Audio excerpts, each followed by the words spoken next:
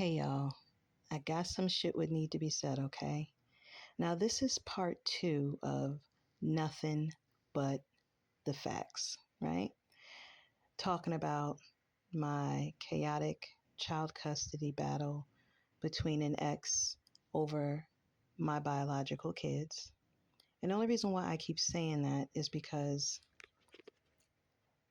of how everything has gone down, because of everything that has happened, all of the brutalness, the cruelty, the evilness, of the all of the things, the lies, the manipulation, the backstab and the deceit, all of the things that happened that did not have to happen if we could have just amicably co-parented. You know what I'm saying? Like, I always said our kids, right? Always. But it has gotten to the point where, yeah, I say my kids.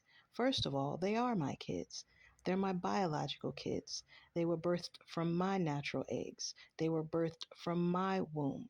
I carried them for 9 months. Those are my babies. I brought them into this world. I laid on that operating table, and the doctor took them out of my womb. Okay? Those are my babies. They look just like me. Okay? Now, that's why I say that, because some folks may get upset about that kind of lingo. Oh, it's not just your kids, it's her kids too. I just kind of feel like we're past all of that right now, because it gets to a point where you can do so much damage till you literally become an unfit parent, till you literally become an unfit person. Okay? So in the previous post, in part 1, we reached a mediation agreement where I was going to have the kids 5.5 days out the week. The ex would have the kids 1.5 days out the week. Now, this is what we agreed upon, y'all. This made the ex very happy. The ex was very happy to have the kids for 1.5 days out of the week. And I was very happy to have the babies 5.5 days out of the week. And the only reason is because I worked from home. Okay. I was newly starting my real estate business. I had an online e-commerce business where I was selling my candles. I also had my candles in 3 different stores at that point.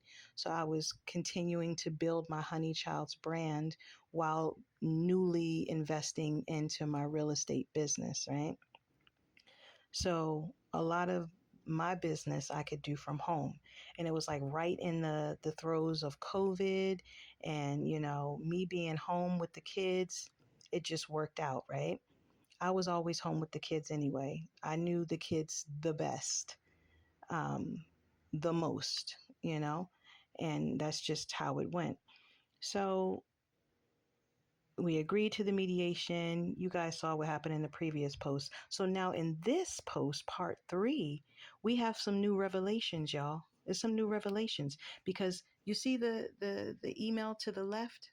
Now, the email that we were emailing back and forth with the court mediator, Miss Watkins, that was July 1st, y'all. July 1st, 2020. Now, this email is showing July 2nd, 2020. Just the very next day, y'all.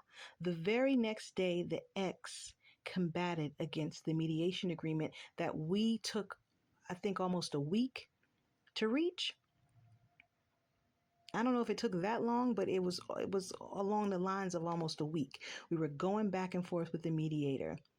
Okay, and the mediator was very happy that we were able to come to the agreement that we came to. Then the ex sends an email saying, I also spoke with my lawyer and I need to pick up Wednesday evening in order to have joint physical custody. So I guess the ex felt that she would have joint physical custody, having the kids 1.5 days out of the week, which, like I said, the ex was very, very happy with having the kids only 1.5 days out the week. Spoke to her attorney. The attorney told her, you need to pick up another day. So now she wants to go back and she wants to redo everything over. So then she emails the mediator and says, "Hi, Ms. Watkins. This is Janae Brumby. We worked on my mediation yesterday. I actually wanted to change the July 4th this year and not, it's cut off at the bottom, but basically she was saying not have me have the kids on July 4th. But basically, the mediator came back to her and said, well, you guys already agreed to the July 4th date. It's kind of late to be changing things, which is why in the very first post you saw me emailing to the ex, I had a good time with the kids on July 4th because the mediator allowed me to have my kids on July 4th, even though the ex was trying to go back and not only switch around days, but she was also trying to remove me having my kids on July 4th altogether. Interesting, right? Very interesting, considering how calm and poised I have been through this entire situation. There were times when I lost my cool, I'm not gonna lie, but for the most part, I have been very poised, right? Especially when you look to the upper right hand corner where it says Exhibit 1, y'all. In that exhibit, it says Clark County Department of Family Services, y'all. Notice of Child Protective Services Report Disposition, dated June 23rd, 2020. So basically, this was only about, a week before we reached the mediation agreement with Ms. Watkins. Now, what is that Child Protective Services Report Disposition, y'all asking me? What that is someone anonymously called CPS to my home saying that my kids were being abused by me. Okay? I have never had CPS called on me for my kids, not even having other people's kids. Never, ever, ever, ever, ever in my life. But ever since I filed to dismantle the civil union agreement January 3rd of 2020 is when I initially filed, and the papers were served to the ex January 17th, 2020. The day before, the ex sent the cops to my house to try to pull my kids out of my home, which was caused because January 11th, my kids were extremely over medicated because the ex has this thing where when she doesn't want to parent and she doesn't want to be bothered, she just doses the kids up with a bunch of NyQuil or a bunch of medication to get them to knock the fuck out so she doesn't have to deal with them. I actually have a video of my kids being passed out on my YouTube page, which I'm also going to upload a lot of my evidence and everything on my YouTube page so you guys can see the paperwork and the documents very, very good, okay? So anyway, in this CPS deposition, the underlined part says the Protective Services report was closed on June 23rd, 2020 with a disposition of unsubstantiated. You want to know why? Because when the CPS worker came to my home unannounced, because they got to pop up on you to make sure you're not hiding nothing, I guess. She was in my doorway for about 45 minutes to an hour, and she saw how my kids were climbing on my back, climbing on my head, laughing, kissing me on my cheek, saying, Mommy, can we have this? Mommy, can we do that? And she just looked and she said, your kids are beautiful. I said, thank you. She said, wow, they really love you. I said, yeah. She examined their bodies and said, no, I don't see any marks. I said, I know. I don't abuse my babies.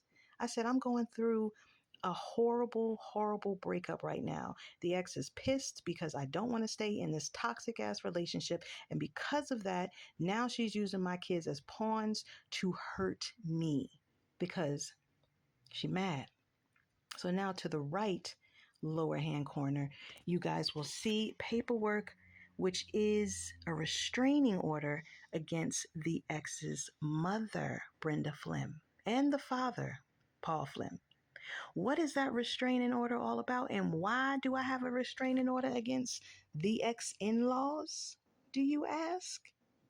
Well, I'm only allotted 10 minutes time in these videos. So y'all know I'm going to be doing a part 3. So y'all head on over to part 3. Okay? It'll be up soon. I promise. Comments, y'all?